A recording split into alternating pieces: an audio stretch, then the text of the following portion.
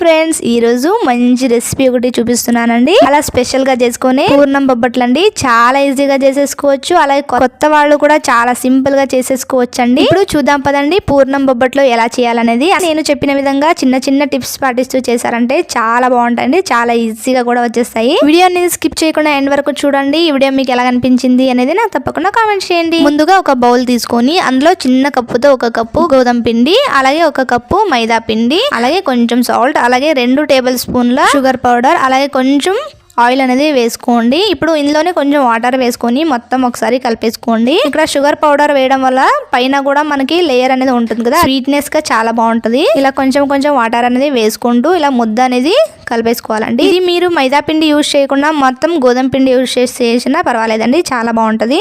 అలాగే కొంచెం ఆయిల్ అనేది వేసుకొని మరొకసారి ముద్ద అనేది ఇలా కలిపేసుకోవాలండి. ఇప్పుడు కొంచెం ఆయిల్ అనేది పైన అప్లై చేసేసుకొని ఇప్పుడు ఇది 2 గంటల టైం అయినా మనం పక్కన పెట్టేసుకోవాలండి. అప్పుడే మనకి బొబ్బట్లు అనేవి చాలా సాఫ్ట్ గా వస్తాయి. మనకి పిండి ఎంత సాఫ్ట్ గా ఉంటుందో బొబ్బట్లు కూడా అంతే సాఫ్ట్ గా వస్తాయండి.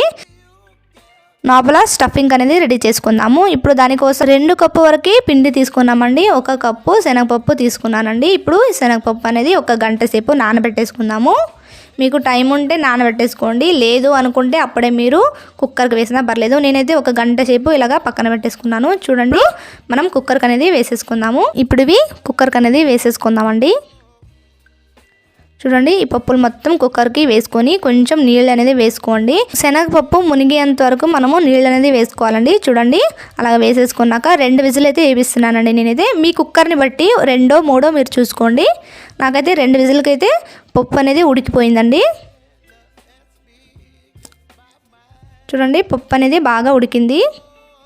ఇలా కొంచెం పొలుగ్గానే ఉండాలండి, మరీ మెత్తగా కాకూడదు.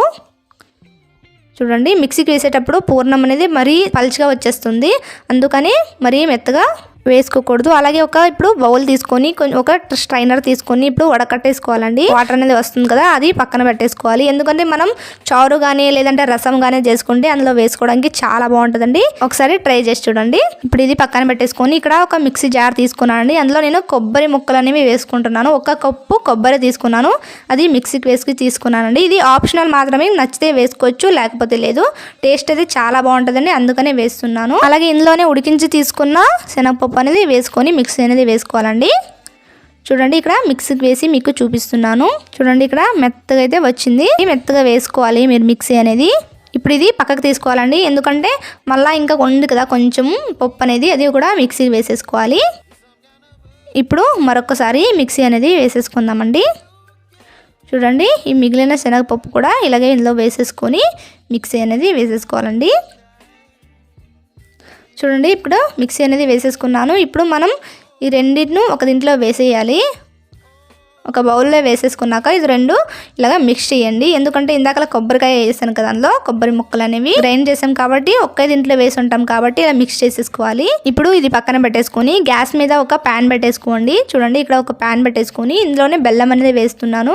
బెల్లం అనేది 1.5 కప్ వేస్తున్నాను నేనైతే. మీరైతే 1 కప్పు పప్పుకి 1 కప్పు బెల్లం మాత్రమే తీసుకోండి. నేను ఇక్కడ కొబ్బరి తురుము తీసుకున్నాను కాబట్టి 1/2 కప్పు ఎక్కువ వేస్తున్నాను బెల్లం అనేది. 1 కప్పుకి 1 కప్పు పర్ఫెక్ట్గా సరిపోతుంది. ఆ తర్వాత ఇందులోనే మనం మిక్సీ వేసుకున్నాం కదా పేస్ట్ అనేది, అది వేసేసుకొని మొత్తం ఒకసారిగా మిక్స్ చేసేసుకోండి. చూడండి, ఇలాగ మనకి లూజ్గా అయినట్టుగా ఉంటుంది, కానీ రాను రాను మనం కలిపిన కొద్దీ గ్యాస్ మీద ఉంచిన కొద్దీ గట్టి పడిపోతుందండి. చూడండి, ఇలాగ ఉన్నప్పుడే మనం స్టవ్ అనేది ఆఫ్ చేసేసి పక్కన తీసేసుకోవాలి.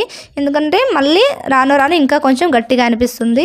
ఇలాగ ఉన్నప్పుడే మనం పక్కకు తీసేసుకుందాము. ఇప్పుడు ఇది చల్లారే లోపల మనం పిండి అనేది చూసుకుందామండి. చూడండి, పిండి చూసారా ఎంత సాఫ్ట్గా వచ్చింది కదా, చాలా సాఫ్ట్గా వచ్చింది. ఈ రకంగా అయితే ఉంటే మీకు బొబ్బట్లు కూడా చాలా సాఫ్ట్గా చాలా బాగా వస్తాయి. అలాగే కొంచెం ఆయిల్ వేసుకొని ఇందులో కొంచెం పసుపు వేసుకుంటున్నాను అండి. నేను ఇంతకుముందు పసుపు వేసుకోలేదు, అందుకని మర్చిపోయాను. మీరు అందులోనే పసుపు వేసుకోవచ్చు, లేదంటే ఇలా సపరేట్ వేసుకున్నా పర్వాలేదు. మొత్తం ఒకసారి కలిపేసుకొని మనం పక్కన తీసేసి ఇప్పుడు మనకి స్టఫింగ్ కోసం అనేది పూర్ణం తీసుకున్నాం కూడా, అదైతే చల్లారిపోయిందండి. చూడండి, బాగా చల్లారింది. కన్సిస్టెన్సీ అనేది ఈ రకంగా ఉండాలండి. చూడండి, ఇక్కడ చిన్న చిన్న బాల్స్ లాగా అయితే చేసుకుంటున్నాను. ఇలాగా చిన్న చిన్న బాల్స్ లాగా చేసుకొని పక్కన పెట్టేసుకోవాలండి. మొత్తాన్ని కూడా ఇలాగే చేసి చూపిస్తాను మీకు. చూడండి ఇలాగే మొత్తాన్ని కూడా చేసేసుకున్నాను. ఇప్పుడు పిండి ముద్ద అనేది తీసుకోవాలి. దానికోసం కొంచెం ఆయిల్ అనేది చేతికి అప్లై చేసుకొని ఇలాగా పిండి ముద్ద అనేది తీసుకొని చేతితోనే ఈవెన్గా స్ప్రెడ్ చేసుకోవాలండి. మనం పూర్ణం ఎంత తీసుకుంటామో దానికన్నా తక్కువనే తీసుకోవాలండి పిండి ముద్ద అనేది. చూడండి ఇలాగా లోపల పెట్టేసుకొని ఇలా కొంచెం కొంచెం ఇలాగా ఒత్తుతూ ఇలా చేసుకోవాలండి. ఇలాగా పైకి మనం పిండి ఎక్స్ట్రా పిండి ఉంటుంది కదా, ఇలా పైకి లాగేసుకుంటూ మనం చేసుకోవాలండి. ఇలా మొత్తం క్లోజ్ చేసేసుకోవాలి. ఇలా ఎక్స్ట్రా వస్తుంది కదా అది పక్కన తీసేసుకొని ఇలాగా మొత్తం మనము పిండి ముద్ద అనేది రెడీ చేసేసుకోవాలి. ఇప్పుడు ఇలాగే మొత్తాన్ని కూడా చేసేసుకొని ఒక కవర్ తీసుకున్నానండి. ఇక్కడ కవర్ అయినా తీసుకోవచ్చు, లేదంటే మీ దగ్గర బటర్ పేపర్ ఉంటే బటర్ పేపర్ అయినా యూజ్ చేయండి. ఇలా చేసేసుకొని ఇందులో మనం ఆయిల్ వేసేసుకొని దాని మీద మనం వేయాలి. ఇలా చేతితో అయితే ఒత్తుకుంటే మీకు చాలా ఈజీగా ఒత్తుకోవచ్చు, అలాగే చాలా ఫాస్ట్గా కూడా అయిపోతుంది. చూడండి ఒకసారి ట్రై చేయండి, మీకు బాగా అనిపించిందా లేదా అనేది నాతో షేర్ చేసుకోండి. అలాగే మనము చేతితో ఒత్తుకోవడం మాకు రాదు అలాగ అవ్వదు అని అనుకుంటే ఇలాగా చపాతీ కర్ర ఉంటుంది కదండి, దానితో అయినా ఒత్తుకోవచ్చు. చూడండి ఈ రకంగా అయితే ఒత్తుకోవాలి. ఈ రకం కాకుండా మీరు చేతితో ఒత్తుకుంటే చాలా ఫాస్ట్గా అయిపోతుందండి, అందుకనే ఫస్ట్ అదే చూపించాను. చూడండి మీకు ఇలాగైనా మీరు చేసుకోవచ్చు. ఇప్పుడు మనకి రెడీ అయిపోయిందండి. మనము ఇప్పుడు పెనం మీద అయితే వేసుకుందాము. చూడండి ఈ రకంగా అయితే తీసుకొని మనం పెనం మీద వేసుకుందాము. దానికోసం ఇక్కడ పెనం పెట్టేసుకొని కొంచెం అందులో నెయ్యి అనేది వేస్తున్నానండి. కొంచెం నెయ్యి అనేది వేసుకోవాలండి. ఇప్పుడు మనకి పెనం అనేది బాగా హీట్ అవ్వాలి, వేడిగా ఉన్నప్పుడే వేసుకోవాలండి. చూడండి ఇలా వేసుకొని జస్ట్ ఒక 2 minutes ఉంచిస్తే అయిపోతుంది. ఇక్కడ నేను ఎందుకు అలా చేశానంటే సైడ్న నాకు ఆయిల్ అనేది సైడ్కి వెళ్ళిపోయినట్టుగా ఉంది, అందుకని నేను అలా చేశాను. ఇప్పుడు టర్న్ చేసుకొని మరొకసారి ఇలాగ టర్న్ అనేది చేసుకోవాలండి. చూడండి చాలా బాగా వచ్చింది, చాలా సింపుల్గా అంటే చాలా తక్కువ టైంలోనే అయిపోతుంది. చూడండి మరొకటి కూడా ఇలాగ చేసి మీకు చూపిస్తాను. ఇలాగే మరొక బొబ్బట్టు కూడా మీకు చేసి చూపిస్తున్నానండి. మీకు నెయ్యి అనేది సైడ్కి వెళ్ళిపోయినట్టుగా ఉంటుంది, అప్పుడు ఇలా చేసుకోండి. చాలా బాగా మీకు నెయ్యి అనేది బొబ్బటికి అబ్జర్వ్ చేసుకుంటుంది. చూడండి ఇంతేనండి, చాలా సింపుల్గా చేసేసుకోవచ్చు, చాలా ఈజీగా, టేస్ట్ కూడా అద్దిరిపోతుంది అనుకోండి, చాలా బాగుంటుంది. చూడండి మీరు ట్రై చేయండి, మీకు ఎలా వచ్చింది అనేది నాతో తప్పకుండా షేర్ చేసుకోండి. అలాగే ఈ వీడియో నచ్చితే లైక్ చేయండి, షేర్ చేయండి, మా ఛానల్ని సబ్స్క్రైబ్ చేసుకోండి. Thank you for watching.